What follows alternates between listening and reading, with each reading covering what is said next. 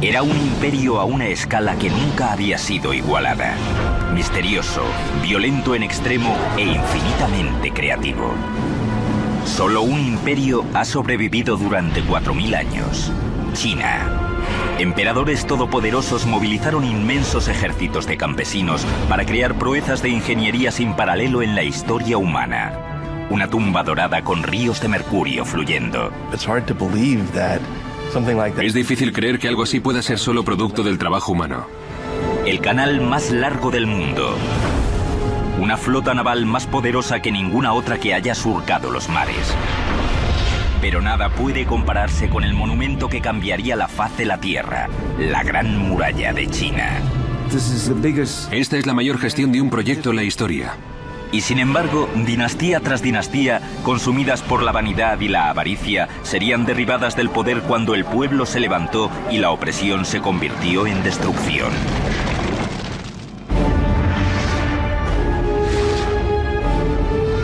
La construcción de un imperio. China.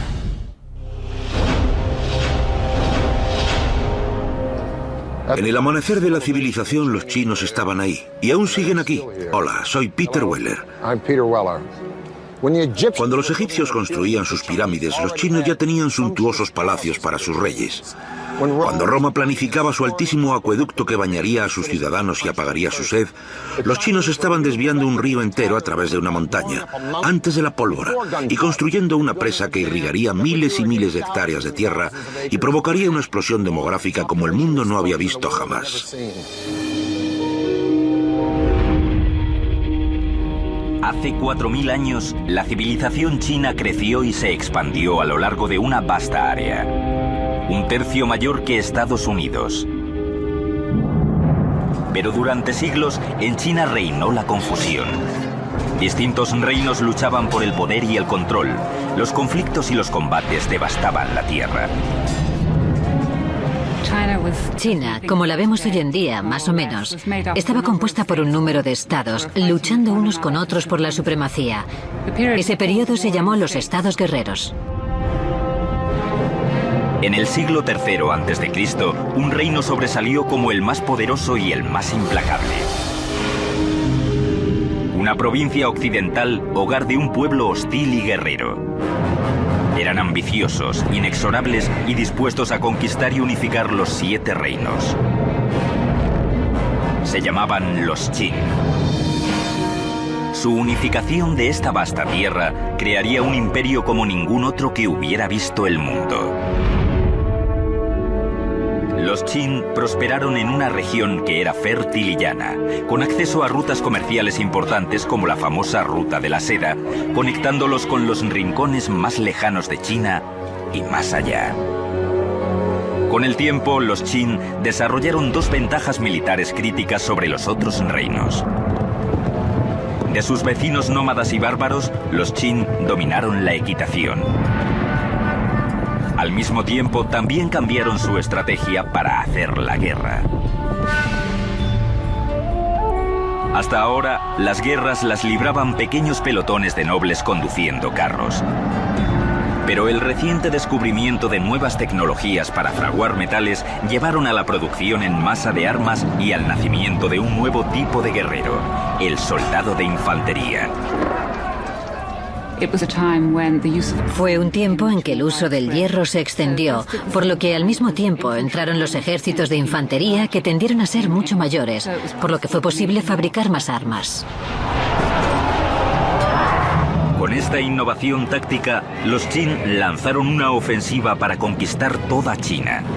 Al ir cayendo un reino tras otro, los Qin se enfrentaron a un nuevo desafío: cómo producir con rapidez suficiente alimento para aprovisionar a su ejército ahora masivo. Esa responsabilidad recayó en un hombre. Se llamaba Li Ping, un oficial Qin que era uno de los mejores ingenieros hidráulicos de todos los tiempos. Bajo su dirección, los obreros chinos construyeron una obra maestra de la ingeniería. Durante siglos, el río Min había atormentado al pueblo chino, causando sequías en invierno e inundaciones en verano.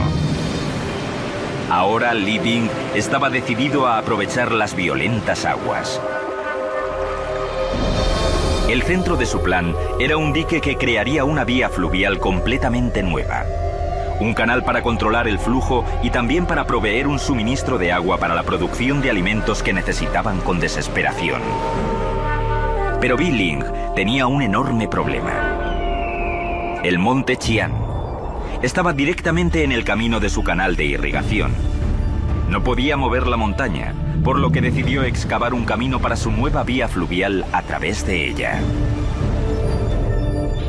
Mucho antes de la invención de la pólvora, habrían tardado décadas en abrir un camino a través de la montaña por medio del trabajo manual, usando solo martillos y taladros. Los militares Qin exigían resultados más inmediatos, obligando a Li Bing a crear una nueva tecnología audaz. Dejaría que las fuerzas de la naturaleza hicieran el trabajo pesado por él. Primero calentó las rocas con fuegos controlados, luego las mojó con agua fría. Esto provocó que las piedras se rompieran en pequeños trozos que podían ser transportados.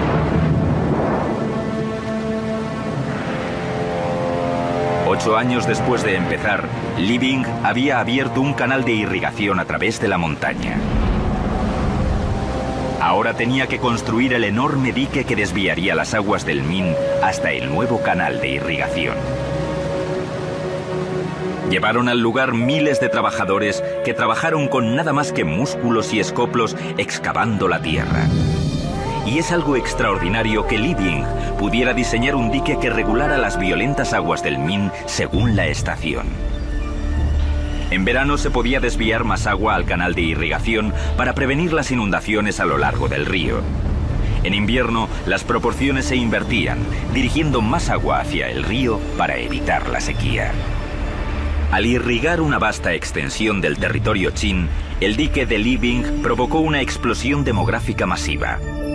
Y los militares tuvieron una nueva base para lanzar ataques en el territorio enemigo. El estado de Qin se estaba convirtiendo en una fuente de energía. Utilizaron la riqueza creada por la agricultura y la fuerza creada por los militares para unir toda China. En el 247 a.C., esa tarea recayó en el nuevo emperador de los Qin, un niño de 13 años llamado Jin Cheng. El joven gobernante asumió el poder con su madre actuando como reina viuda. Pero Jin Cheng subió al poder en un palacio lleno de enemigos conspirando ya para matarle. Los cuchillos estaban siendo afilados. En lo alto de la lista de aquellos que le querían muerto estaba su propia madre, quien ahora tenía un amante y dos nuevos hijos que quería en el trono. A la edad de 22 años, Jin Cheng descubrió su intriga para hacerle asesinar. Desterró a su madre e hizo matar a sus dos hermanastros y al amante de ella. Su autoridad ahora era absoluta. Con el trono asegurado, Jin Cheng envió a sus ejércitos a acabar el trabajo de unificar toda China. Solo un reino se interpuso en su camino. Los llamaban los Chu. En el 238 a.C., los Qin lanzaron una guerra a fondo contra los Chu en un conflicto que duró obstinadamente 15 años. Por fin, en el 233 a.C., ellos también alzaron la bandera de la rendición. El último gran obstáculo para la conquista de los Qin de toda China había sido aplastado. La supremacía Qin sobre los Chu consistió en que organizaron sus ejércitos mucho más eficazmente de lo que se había hecho antes. El sueño Qin del imperio estaba terminado. China estaba unificada y en paz. Ahora, un verdadero emperador, Jin Cheng, necesitaba un nombre real. Llegaría a ser conocido en toda China y en todo el mundo simplemente como Shi Huangdi, el primer emperador. Shi Huangdi proclamó que su dinastía duraría 10.000 generaciones. Fue durante su reinado cuando China se embarcó en la construcción del proyecto quizá más espectacular de todos los tiempos. Una muralla como ninguna otra había sido vista en el mundo. Pero los Qin pagarían un alto precio por las grandes ambiciones de su emperador, con la ira de líderes implacables y con la sangre de su propio pueblo. 220 a.C. El primer emperador de China, el triunfante Shi Huangdi, parte a inspeccionar su nuevo imperio. Por primera vez en la historia, China estaba unificada y segura. Y tenía intención de mantenerla así con el proyecto de ingeniería más ambicioso concebido jamás: la Gran Muralla de China. La Gran Muralla es una conexión de murallas que ya existían anteriormente.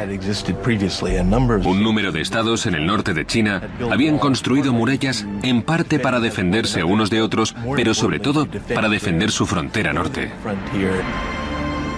Sigue siendo hasta la actualidad, sin superar por la ingeniería moderna, una sola barrera inexpugnable que aísla el vasto imperio chino del mundo exterior a lo largo de una frontera que se extiende miles de kilómetros. Esto es Chongchong. En mandarín significa Gran Muralla y créanme, cubre más territorio que la anchura de Estados Unidos continental. E incluidos todos los ramales que no van a ninguna parte, tiene 9.000 kilómetros y eso es muy largo. Shi Huangdi, el primer emperador de China, empezó a construirla hace 2000 años y se trabajó en ella hasta el siglo XVII. Pero la muralla original no era como esta. Era más parecida a un muro de ladrillos y adobe, pero presentaba un interesante desafío a la ingeniería de todos modos, porque tenía que ir desde el mar en el este hasta el desierto de Gobi en el oeste, para mantener fuera a los nómadas del norte, como los mongoles, y al pueblo chino dentro. Se necesitó la audacia de los emperadores para soñar a lo grande, pero también el implacable impulso de los trabajadores chinos para construir a lo grande, pero todo tuvo un precio. Su capacidad para resistir privaciones era inimaginable. Hombres, mujeres y niños trabajaron con sus manos en esta muralla y si se quejaban o intentaban escapar, los mataban. Las enfermedades eran constantes, las lesiones un lugar común. Vestidos solo con harapos, esta gente sufrió frío intenso, hambre intensa y agotamiento intenso. Los informes dicen que en el apogeo de la producción de esta muralla, cerca de 1/5 de todos los trabajadores de China, 1 millón de personas, trabajaban aquí y 1/4 de esas personas murieron. Y si morías aquí, normalmente te enterraban aquí, en la muralla, dando lugar a otro de sus varios apodos, la Gran Tumba. Millones de brazos, piernas y espaldas se rompieron construyendo esta muralla. Hay poesía muy conmovedora, sobre todo escrita por esposas y madres, sobre jóvenes muchachos que se iban a trabajar al proyecto de la Gran Muralla, sin comida, morían en el frío invierno y nunca regresaban a casa. Pero la fuerza bruta no sería suficiente. Diferentes regiones tenían terrenos muy distintos y materiales de construcción variables a mano. Siempre que era posible, los ingenieros añadían a la construcción los muros ya existentes, pero la mayoría se construyó de la nada. Crearon un sistema brillante utilizando un material que tenían en abundancia. El método de la tierra apisonada es en lo que en China se llama un hangtu y consiste en construir un armazón de madera para encerrar el muro y empiezas desde abajo, digamos, con 2 tablas paralelas y luego echas gravilla y palos y barro y utilizas el extremo de un tronco para golpearlo hasta que está muy compacto y luego echas otra capa y sigues el mismo proceso y después colocas algunas tablas en la parte externa para mantenerlo en su sitio y sigues el proceso y sigues subiendo hasta que alcanzas la altura que quieres. Cuando estaba seco, se sacaba el armazón dejando un bloque sólido de tierra apisonada reforzado por las cañas de pita como las barras de acero que refuerzan el cemento moderno.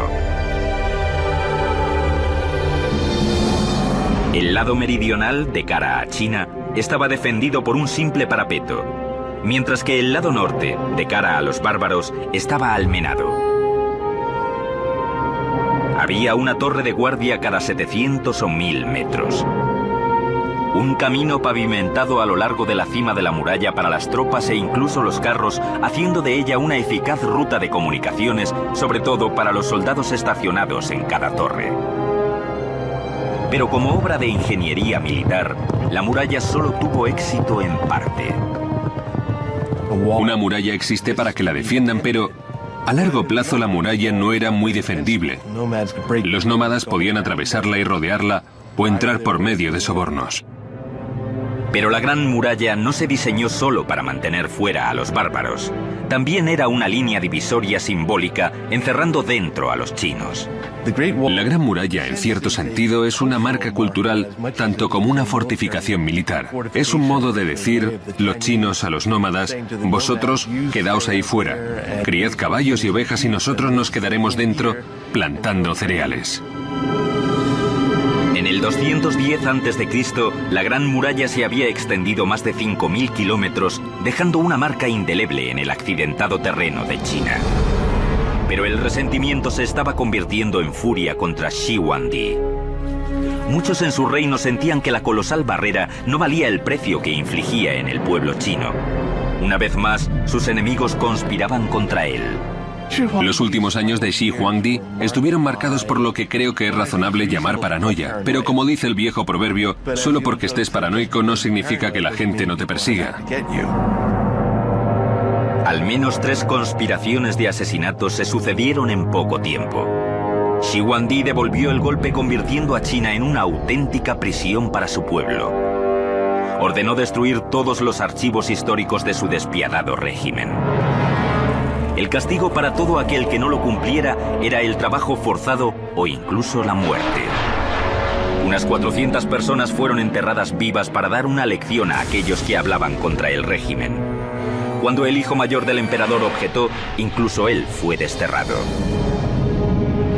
La brillante visión de Shi Huangdi había transformado China en un gran imperio, pero pagó el precio con un descenso a la locura. Ahora volvería sus obsesiones y su ejército de trabajadores hacia otra proeza de la construcción comenzada años antes. Un monumento a su propio miedo y muerte. En el 220 a.C., el emperador Shi Huangdi, había unificado China por primera vez. En la frontera norte, millones estaban esforzándose y muriendo poniendo los cimientos del triunfo de la ingeniería característico de China, la Gran Muralla de 5.000 kilómetros de longitud. Pero el primer emperador no había acabado. Incluso mientras luchaba contra otros reinos chinos y sus propios demonios, Shi Huangdi comenzó a reunir a unos 700.000 hombres cerca de la capital, en China central, para construir el más personal de todos sus proyectos de ingeniería. Una tumba épica que había comenzado a planificar a la edad de 13 años. Era un proyecto monumental que requería el trabajo de miles y miles de personas durante mucho tiempo. Por su diseño era la tumba mayor y mejor que China había conocido. En 1974, unos granjeros excavando un pozo se encontraron cara a cara con un antiguo guerrero chino.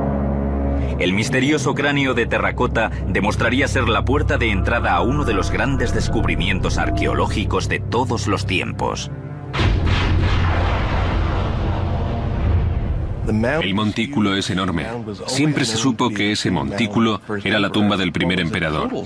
Lo que fue una total sorpresa fue el ejército de guerreros de terracota, como a 1 kilómetro al este de la tumba que, al parecer, protegía el acceso a la misma tumba. Temporada tras temporada de excavaciones desde 1970 han dado como resultado más de 5 grandes fosos. Los rostros, ropajes y armaduras individualizados sugieren que cada uno de estos guerreros fue moldeado de un individuo vivo diferente. La precisión y el detalle de las esculturas, la cocción de la arcilla, no tienen parangón hoy en día. Estos guerreros son un logro colosal y algunos creen que el hallazgo arqueológico más grande del siglo XX, pero son solo la punta del iceberg, porque este ejército fantasma solo servía como un destacamento de guardia para una proeza de la ingeniería tan fantástica como el mundo no había conocido, la opulenta tumba de Shi Huangdi. Cada estatua mide entre 1,72 y 2,30 metros de altura, gigantes para su tiempo. Algunas pesan más de 270 kilos, pero fue la terracota misma la que dejó estupefacto al equipo que excavaba el yacimiento.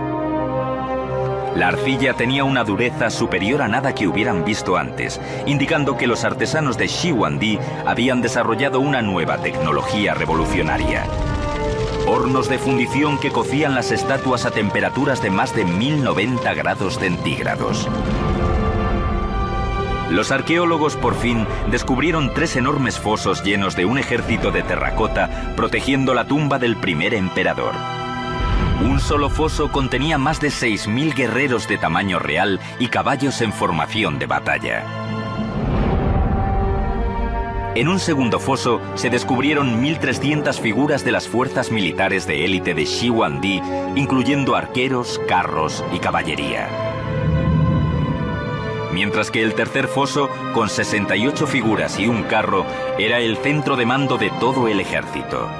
El cuartel general para la defensa del imperio de Shiguandi, incluso en la muerte. La armadura militar es muy específica. Se sabe que la armadura que usaban era piel barnizada. Podemos ver que llevaban abrazaderas en la parte inferior de las botas para ayudarlos a correr sobre el barro. Se ven el tipo de tocados que usan y pueden asociarse a su rango. Muros de 9 metros dividían el masivo complejo que se extendía a lo largo de 7000 metros en 3 partes. La ciudad exterior, la ciudad interior y luego el mausoleo mismo. Durante la construcción de la tumba, un ejército de trabajadores excavaron un gigantesco foso con terrazas que medía unos 4800 por 5180 metros, como 580 canchas de baloncesto. Cuando el enorme complejo de la tumba estuvo terminado, fue techado con una montaña de tierra con terrazas de cerca de 120 metros de altura. En aquel tiempo, debió de ser casi tan grande como la Gran Pirámide de Giza, en Egipto. Pero más de 2000 años de inclemencias del tiempo han reducido la montaña original hecha por el hombre a unos 76 metros.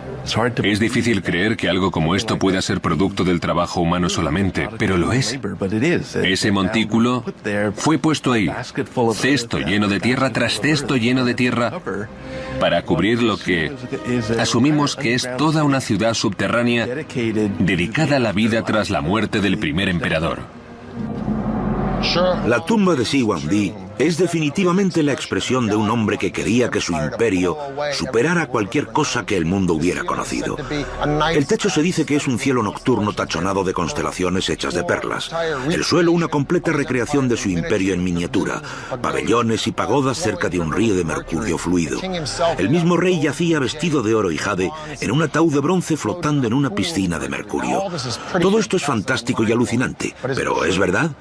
Las pruebas científicas han demostrado que los niveles de mercurio son 100 veces más altos de lo normal alrededor de la montaña, y radares que penetraron en el suelo detectaron una sala dentro de la montaña de 10 metros de altura.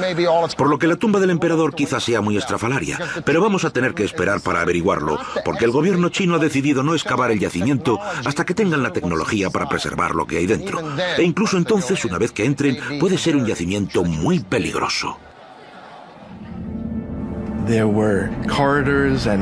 Había corredores y puertas trampa y trampas explosivas que se diseñaban para impedir el robo de tumbas. Asumimos que ya no están operativas después de un par de miles de años, pero seguro que el primero que entre en la tumba tendrá mucho cuidado. Shiguandi se había jactado de que la dinastía Qin duraría 10.000 generaciones. Pero solo 3 años después de su misteriosa muerte, el vasto imperio se hundió. El primer emperador pagó un precio enorme por su épico proyecto de ingeniería. La gran muralla y la magnífica tumba arruinaron el país y al final rompieron las espaldas de los campesinos chinos. Empujado hasta el límite, el pueblo se rebeló y China se precipitó en el caos. Shiguandi, el primer emperador de una China unida, ha muerto. Pocos lo lamentan. Muchos han anticipado con ansia el fin de la odiada y despiadada dinastía Qin. Una cruel lucha de fuerzas sobreviene por el control del imperio. En una palabra, fue caótico. Rápidamente, tras la muerte de Shiguandi, comenzó una guerra civil con varias personas compitiendo por el poder. 260 a.C., un nuevo gobernante sube al poder decidido a llevar estabilidad a China. Se llamaba Liu Bang. Un antiguo soldado y astuto político que sabía cómo ganarse el corazón y la mente del pueblo. Durante los siguientes 4 años, Liu Bang consolidó su gobierno y reunió al pueblo en torno a él. La paz y la estabilidad volvieron al imperio. Pero cuando murió, en el 195 a.C., había comenzado una dinastía que prosperaría durante cerca de 4 siglos, la Han. Los Han se embarcaron en una campaña de construcción de murallas incluso más grande que la de Shi Huangdi. Extendieron la Gran Muralla mucho más allá hacia el oeste y establecieron una serie de guarniciones y de torres de vigilancia que protegían las rutas comerciales hacia Asia Central durante cientos de kilómetros al noroeste de la capital. Los Han construyeron sus fortalezas a intervalos más cercanos que las dinastías anteriores, una cada 5 kilómetros. En áreas de fuerte actividad enemiga podían aumentar hasta a una cada 500 metros. Los soldados Han tenían 3 misiones críticas a lo largo de la muralla: defenderla contra invasiones, reunir inteligencia militar sobre la actividad enemiga y mantener las vitales almenaras de señales acondicionadas y aprovisionadas con carburantes para fuegos. Las torres de señales de la dinastía Han incorporaban varias clases de alarmas. Las banderas y el humo solo se usaban durante el día. Las antorchas solo se usaban durante la noche.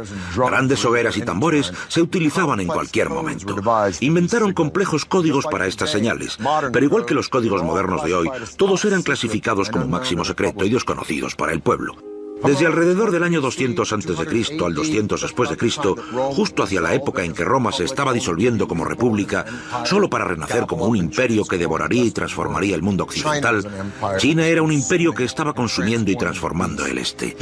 Durante la dinastía Han, la población de China creció hasta llegar a 50 millones de personas. El imperio llegó hacia el sur hasta Vietnam y hacia el oeste hasta Afganistán. Era enorme.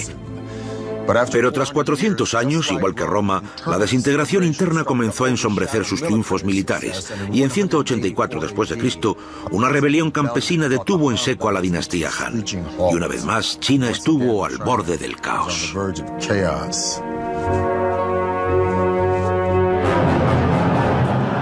Durante 3 siglos, la guerra, la traición y la muerte gobernaron en China. Y una vez más, se necesitó una mano inflexible para acabar con la época de confusión. En el siglo VI, un pueblo del norte, el Sui, declaró la guerra al caos, conquistando una parte del imperio tras otra. Hasta que China estuvo unida otra vez, por primera vez desde la caída de la dinastía Han, 3 siglos antes. El emperador Zhang Di construiría el imperio Sui sobre la base de cerca de 1000 años de dinastías que llegaron antes. A diferencia de emperadores anteriores que se habían concentrado en fortificar China contra el mundo exterior, Zhang Di canalizaría sus energías hacia el interior y reforzaría su imperio dentro de las fronteras. China es vasta, y sus vías fluviales suministran los medios más eficaces de transporte a través de las enormes distancias. 2 ríos importantes atraviesan el país de este a oeste: el Yangtze, en el sur, y el río Amarillo, en el norte, pero están a 1600 kilómetros de distancia. China era una casa dividida. Zhang Di decidió hacer algo al respecto. Quería enlazar la China del norte y la del sur con una gigantesca arteria central, un gran canal, una especie de vía hidráulica para mercaderes, soldados y ciudadanos. Es muy común en China para construir cualquier proyecto grande de infraestructura. Se buscan vías fluviales existentes y se trata de hallar áreas donde se pueda conectar y enlazar todo el canal. Querían aprovechar la geografía natural. Este proyecto gigantesco de construcción exigiría más de 1 millón de días de trabajo por hombre, la mayoría de ellos excavando. Las condiciones de vida y trabajo eran horribles, duras y primitivas. decenas de miles murieron de hambre, fatiga y enfermedades. Muchos simplemente murieron por palizas de los capataces.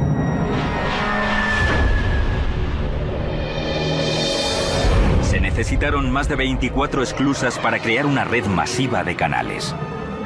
Cada vez que encontramos un canal natural de agua, necesitamos una esclusa para hacer una barrera entre el canal y el lago o el río. Cuando se hace un nivel significativo, tienes que construir esclusas para elevar el agua y los barcos con ella, para que superen cualquier elevación del terreno. Necesitaron 5 millones de trabajadores durante 6 años para construir el Gran Canal. Cuando estuvo construido, se extendía 1.900 kilómetros y era el proyecto de canal más largo y más ambicioso que se había decretado en la Tierra hasta ese momento. Al conectar el río Amarillo con el Yangtze, el Gran Canal podía ahora transportar mercancías a más de 70 kilómetros al día. Las ciudades importantes a lo largo del canal se convirtieron en centros comerciales de seda, porcelana y algodón. Los mercaderes y artesanos suministraban artículos manufacturados a los mercados que se abrían a través de todo el país. Económicamente hablando, hizo el comercio interregional mucho más fácil, además de proporcionar trabajo a mucha gente, en construcción, mantenimiento, transporte de mercancías y personas arriba y abajo. Como el Nilo en Egipto, integraba el norte y el sur, reforzando la base de un imperio unificado. El canal fue un tremendo generador de riquezas. Era una oportunidad para que los poetas viajaran, los pintores se movieran y comenzaran a pintar paisajes. Así que fue un motor de desarrollo cultural, no solo a lo largo de su propia ruta, sino que su influencia fue mucho más allá de sus confines. Con su proeza de ingeniería terminada, el emperador Zhang Di decidió que era hora de un viaje victorioso por el Gran Canal. Fue un espectáculo estridente, con un séquito de miles de personas viajando con opulencia que bordeaba lo obsceno. El emperador tenía lujosas barcazas imperiales bellamente decoradas que podían llevarle por el Gran Canal.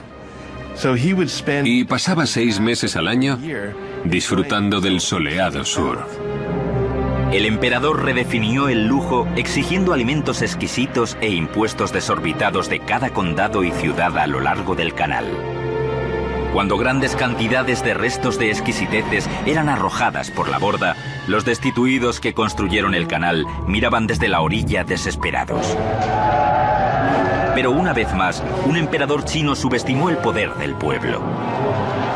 Sus viajes de consumo ostentoso provocaron un sentimiento de ira contra su decadente régimen.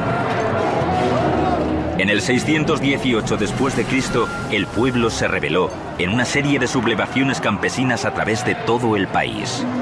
Una vez más, el caos consumió a China y pronto alcanzó al palacio mismo. El emperador Zhang Di fue asesinado por sus propios generales y la dinastía Sui tuvo un abrupto final.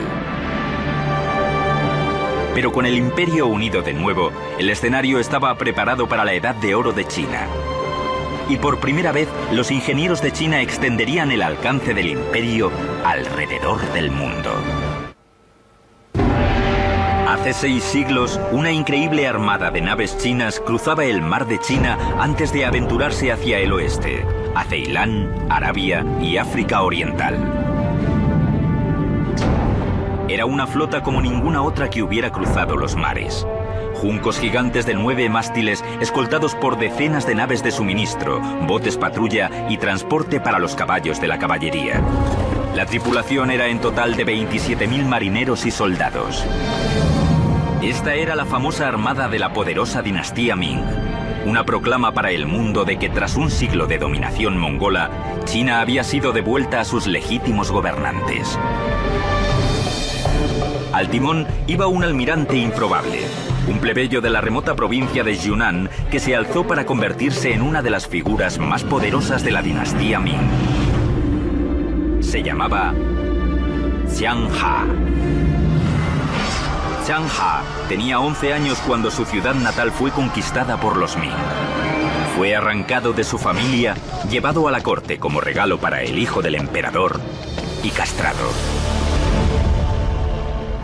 Los eunucos aparecen a menudo en la historia china, y la razón por la que conseguían poder era porque tenían un acceso mucho mayor al emperador y a las mujeres imperiales, porque no constituían una amenaza. Zhang Ha pronto ascendió en rango hasta llegar a ser teniente general del emperador mismo. Juntos trazaron un plan audaz para conquistar los mares. Zhang Ha fue elegido para dirigir una extraordinaria flota de naves. Fue un desafío de la ingeniería como ningún otro que una dinastía china hubiera intentado jamás. Era una persona que definitivamente quería dejar una huella personal en el mundo.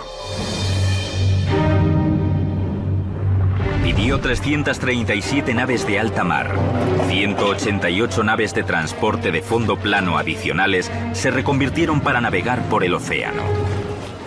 Solo para reunir los materiales de construcción, conseguir los artesanos, los diseñadores y todo el resto, y luego construir una flota de 300 naves es extraordinario. La flota británica en el tiempo de Napoleón tenía un límite máximo de unas 100 naves completas en tiempos de guerra. Un ejército de 30.000 carpinteros, fabricantes de velas y obreros vivían en los astilleros trabajando día y noche en la magnífica flota de Zhang Ha. En el centro de este enorme astillero, 7 diques secos de 450 metros se separaron del río Yangtze por presas de 75 metros de altura. Una vez que las naves estuvieron terminadas, las presas se abrieron inundando los diques secos. La nave insignia de la flota era una nave espectacular de 9 mástiles que medía 134 metros de eslora, casi una vez y media la longitud de un campo de fútbol, convirtiéndola en la nave de madera más grande construida nunca. Diseñada para la estabilidad, tenía un fondo plano lleno de pesado lastre de piedras y un innovador gobernalle exterior que podía levantarse para reducir la altura sobre la línea del mar en aguas superficiales. Compartimentos estancos impermeables inspirados en la forma divisoria de las cañas de bambú guardaban agua potable y provisiones y mantenían la nave a flote si el casco se rompía. La segunda cubierta tenía alojamientos para la tripulación. La cocina, el comedor de oficiales y la sala de operaciones estaban en la tercera, mientras que la cuarta cubierta se utilizaba como plataforma para la lucha. Completamente aparejada, la nave insignia tenía 9 asombrosos mástiles y 12 velas cuadradas de seda roja ondeando hacia el cielo. Otras naves estaban armadas con 24 cañones de bronce capaces de disparar a más de 270 metros. Sus popas y proas tenían reforzados perfiles altos para golpear a naves más pequeñas. Algunas naves transportaban caballos o transportaban tropas. Otras eran tanques de agua fresca cargadas de provisiones para más de 28.000 hombres. Estamos hablando de una flota muy grande. Tenía tantos marineros y soldados como la Armada Española en 1588. Tenía 2 veces su número de barcos. En 1405, el comandante eunuco Zhang Ha zarpó rumbo al mundo. Zhang Ha no era un explorador. Lo que Zhang Ha estaba haciendo era lo que llamaríamos en la terminología moderna proyección de poder. Durante sus 28 años de carrera naval, el almirante Zhang Ha visitó 37 países, viajó alrededor de la punta de África hasta el Océano Atlántico y dirigió una sola flota cuyo número superaba las flotas de toda Europa juntas. Los viajes de Zhang Ha establecieron a China como una superpotencia en los océanos del mundo. Pero en 1433, la era de la exploración china llegó a un abrupto final. Zhang Ha murió de pronto durante una parada en India, y la flota fue llamada de vuelta a China. Un nuevo emperador estaba en el trono. Con una orden asombrosa, cambiaría el curso de la historia de China. A pesar del total dominio de China como potencia naval, la magnífica flota de Zhang Ha fue convertida en cenizas. Este sería uno de los grandes puntos críticos en la historia de China. China estaba lista para hacerse con el control de los mares y colonizar el mundo años antes que los portugueses, españoles, holandeses y británicos. Bajo el nuevo emperador, todas las naves de alta mar fueron destruidas. Incluso los informes de las expediciones de Zhang Ha fueron quemados. La era de la exploración de China había terminado. La puerta abierta se cerró de un portazo. Las naves habían desaparecido y la promesa de poder y conquista internacional había muerto. La razón para esa decisión del emperador sigue siendo un misterio hasta la fecha. 1449. 16 años después de que el imperio se volviera hacia adentro otra vez, el enemigo de siglos de China regresó. Las fuerzas mongolas lanzaron un ataque masivo. Como grandes dinastías antes que ellos, los Ming volvieron a la muralla para protegerse. El resultado sería la hazaña más monumental de todo el imperio chino. Una compleja reestructuración de la Gran Muralla que la convirtió en la estructura colosal que conocemos hoy. Los muros anteriores se habían hecho sobre todo de tierra apisonada. Los muros Ming se construyeron con ladrillo y piedra. Eran mucho más sólidos y esos son los que aún podemos ver en parte en la actualidad. Un mortero tosco de arroz pegajoso y lima quemada creaba un sello entre los ladrillos que rivalizaba en fuerza con el cemento moderno. La construcción de fortificaciones militares en la Gran Muralla llegó a su apogeo bajo los Ming.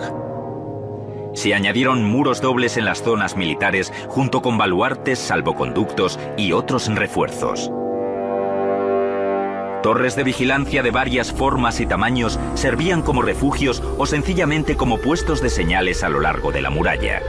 Las torres de refugio se construyeron lo bastante grandes para almacenar comida y armas y servir como alojamiento para los soldados. Una escalera desde el interior llevaba a lo alto de la torre, con pequeños orificios a cada lado de la muralla para vigilancia. Las defensas generales fueron mejoradas con una variedad de características, incluida la artillería. Los chinos tenían una clara superioridad sobre los mongoles en armas de pólvora. Y mientras la dinastía Ming pudo mantener un ejército lo bastante cohesionado a lo largo de la Gran Muralla, fueron capaces de resistir ataques mongoles individuales.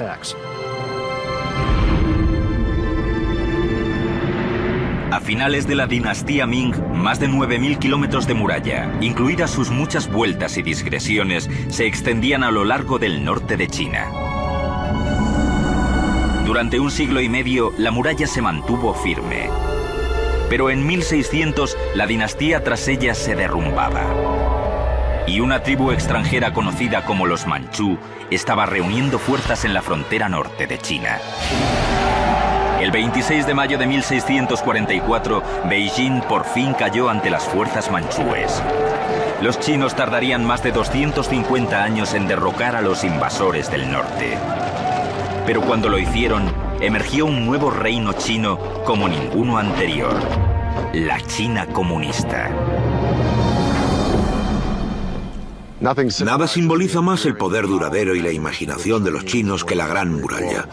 De todas las civilizaciones que han alcanzado la gloriosa cima del imperio, solo una ha evitado el inevitable olvido que sigue. Los emperadores van y vienen, pero durante miles y miles de años, la dedicación, visión, resistencia y brillantez de este pueblo extraordinario han empujado a su civilización a triunfar una y otra vez, cuando otras sencillamente se han transformado o disuelto o desaparecido. En el amanecer de la civilización, los chinos estaban ahí y aún siguen aquí y todavía no han terminado. Soy Peter Weller para el canal de Historia.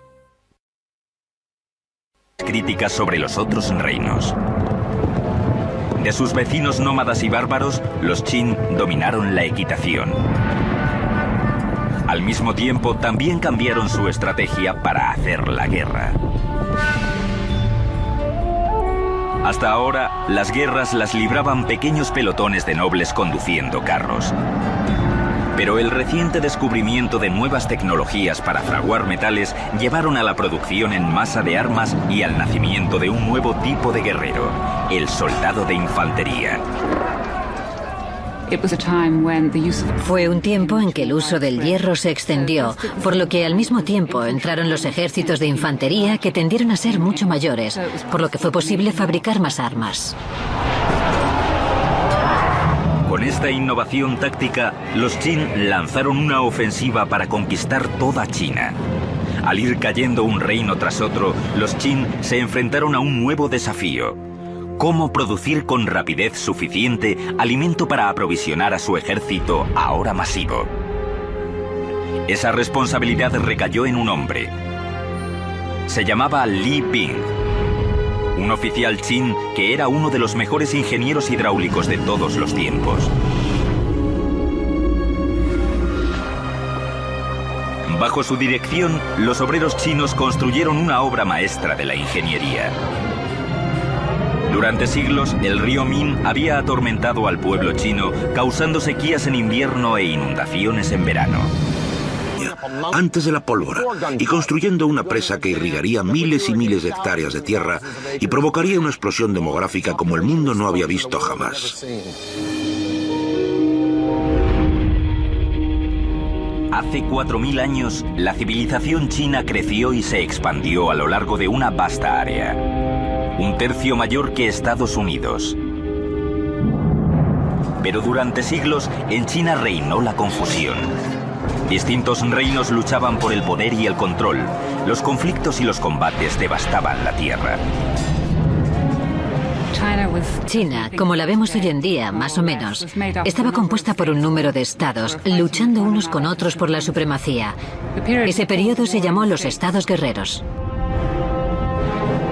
En el siglo III a.C., un reino sobresalió como el más poderoso y el más implacable. Una provincia occidental, hogar de un pueblo hostil y guerrero. Eran ambiciosos, inexorables y dispuestos a conquistar y unificar los 7 reinos. Se llamaban los Qin. Su unificación de esta vasta tierra crearía un imperio como ningún otro que hubiera visto el mundo. Los Qin prosperaron en una región que era fértil y llana, con acceso a rutas comerciales importantes como la famosa Ruta de la Seda, conectándolos con los rincones más lejanos de China y más allá. Con el tiempo, los Qin desarrollaron 2 ventajas militares. Ahora Li Bing estaba decidido a aprovechar las violentas aguas. El centro de su plan era un dique que crearía una vía fluvial completamente nueva. Un canal para controlar el flujo y también para proveer un suministro de agua para la producción de alimentos que necesitaban con desesperación. Pero Biling tenía un enorme problema. El monte Qian estaba directamente en el camino de su canal de irrigación. No podía mover la montaña, por lo que decidió excavar un camino para su nueva vía fluvial a través de ella. Mucho antes de la invención de la pólvora, habrían tardado décadas en abrir un camino a través de la montaña por medio del trabajo manual, usando solo martillos y taladros. Los militares Qin exigían resultados más inmediatos, obligando a Li Bing a crear una nueva tecnología audaz. Dejaría que las fuerzas de la naturaleza hicieran el trabajo pesado por él. Primero calentó las rocas con fuegos controlados, luego las mojó con agua fría. Esto provocó que las piedras se rompieran en pequeños trozos que podían ser transportados.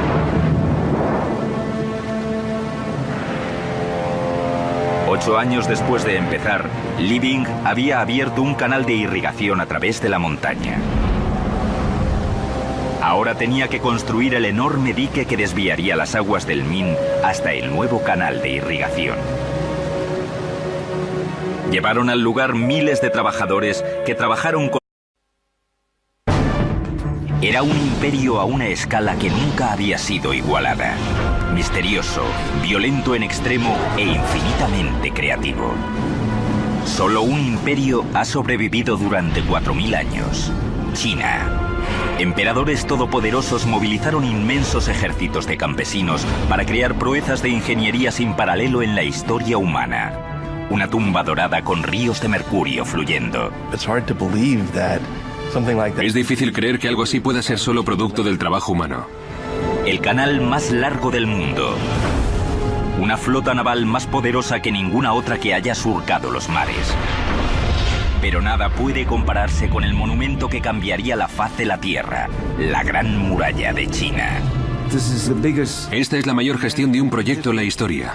Y sin embargo, dinastía tras dinastía, consumidas por la vanidad y la avaricia, serían derribadas del poder cuando el pueblo se levantó y la opresión se convirtió en destrucción.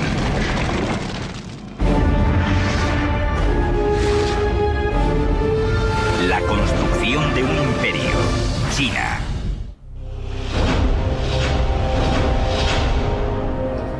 En el amanecer de la civilización los chinos estaban ahí y aún siguen aquí. Hola, soy Peter Weller.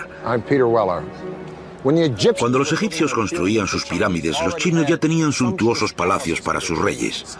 Cuando Roma planificaba su altísimo acueducto que bañaría a sus ciudadanos y apagaría su sed, los chinos estaban desviando un río entero a través de una montaña. Con nada más que músculos y escoplos excavando la tierra. Y es algo extraordinario que Li Bing pudiera diseñar un dique que regulara las violentas aguas del Min según la estación. En verano se podía desviar más agua al canal de irrigación para prevenir las inundaciones a lo largo del río. En invierno, las proporciones se invertían, dirigiendo más agua hacia el río para evitar la sequía. Al irrigar una vasta extensión del territorio Qin, el dique de Li Bing provocó una explosión demográfica masiva. Y los militares tuvieron una nueva base para lanzar ataques en el territorio enemigo. El estado de Qin se estaba convirtiendo en una fuente de energía. Utilizaron la riqueza creada por la agricultura y la fuerza creada por los militares para unir toda China. En el 247 a.C., esa tarea recayó en el nuevo emperador de los Qin, un niño de 13 años llamado Jin Cheng. El joven gobernante asumió el poder con su madre actuando como reina viuda. Pero Jin Cheng subió al poder en un palacio lleno de enemigos conspirando ya para matarle. Los cuchillos estaban siendo afilados. En lo alto de la lista de aquellos que le querían muerto estaba su propia madre, quien ahora tenía un amante y 2 nuevos hijos que quería en el trono. A la edad de 22 años, Jin Cheng descubrió su intriga para hacerle asesinar.